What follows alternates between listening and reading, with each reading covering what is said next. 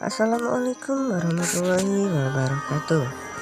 Halo para pencinta sinetron Taji Cinta, dimanapun kalian berada, semoga kalian dalam keadaan sehat ya guys. Berjumpa kembali nih di channel kesayangan kita, yakni channel yang selalu membahas ulasan dan prediksi sinetron Taji Cinta. Sebelum lanjut ya guys, jangan lupa tekan tombol subscribe-nya terlebih dahulu dan nyalakan juga lonceng notifikasinya agar kalian tidak ketinggalan berita terbaru dari channel ini. Di episode hari ini kita akan disuguhkan dengan cerita yang seru dan juga menegangkan, yang dimana terlihat Pak Rahmat yang masih mengikuti Tante Nadia yang masuk ke dalam kompleks. Terlihat sedang mencari seseorang.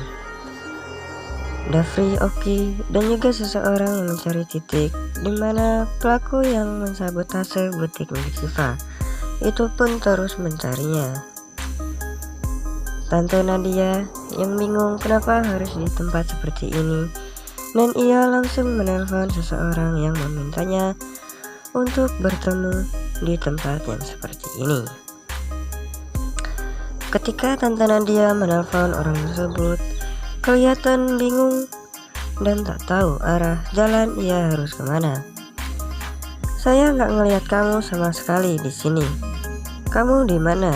ucap Tante Nadia yang sedang kebingungan, dan orang tersebut menjawab, "Ibu tidak perlu tahu saya udah melihat ibu," ucap seseorang yang mengarahkan Tante Nadia. Dan seseorang itu menyuruh Tante Nadia untuk jalan terus, dan ia akan mengarahkan di mana dirinya berada. Lantas Tante Nadia yang penasaran siapa seseorang di balik kejadian di butik Siva langsung menuruti keinginan orang tersebut.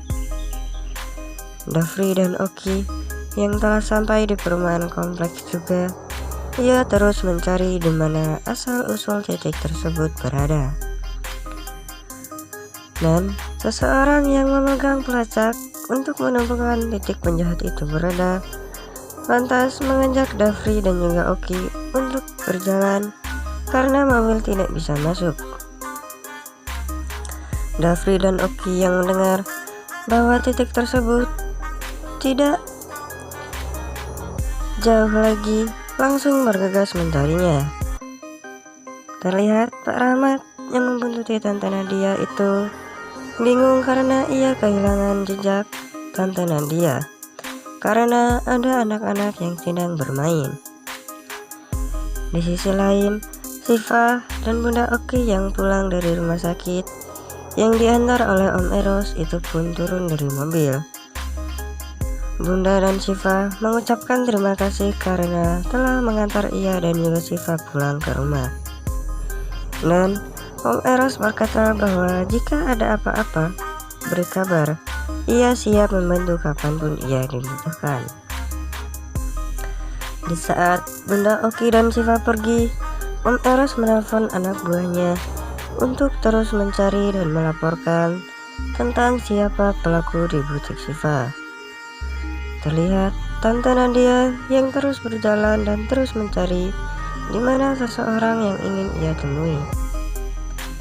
Dafri, Oki, dan seseorang yang melacak titik di mana tempat pelaku itu berada terus mencari dan akhirnya menemukan titik akhir yang dimana itu terletak di depan rumah kosong. Dan seseorang tersebut meminta Dafri untuk mencari HP atau tablet di sekitar rumah itu. Terlihat pula penjahat yang mengarahkan Tante Nadia itu menyuruh Tante Nadia untuk berhenti, dan ia sendiri yang akan menemui Tante Nadia. Tanpa Tante Nadia duga, ternyata Dafri dan juga Oki ada di tempat yang diminta penjahat itu.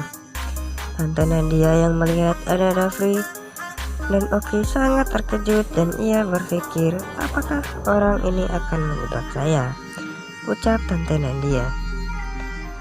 Tante Nadia langsung bersembunyi di balik pohon agar ia tidak diketahui oleh Dafri dan Oki. Dafri dan Oki yang mencari HP atau tablet yang digunakan pelaku untuk memata-matai di sekitar rumah tidak menemukannya. Lantas Oki menyarankan Dafri untuk masuk ke dalam rumah saja.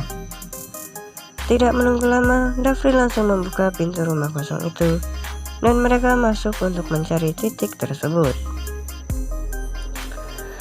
Dan ternyata di rumah itu tidak ada seseorang pun. Setelah mencari-cari, akhirnya Dafri menemukan tablet di bawah tempat duduk.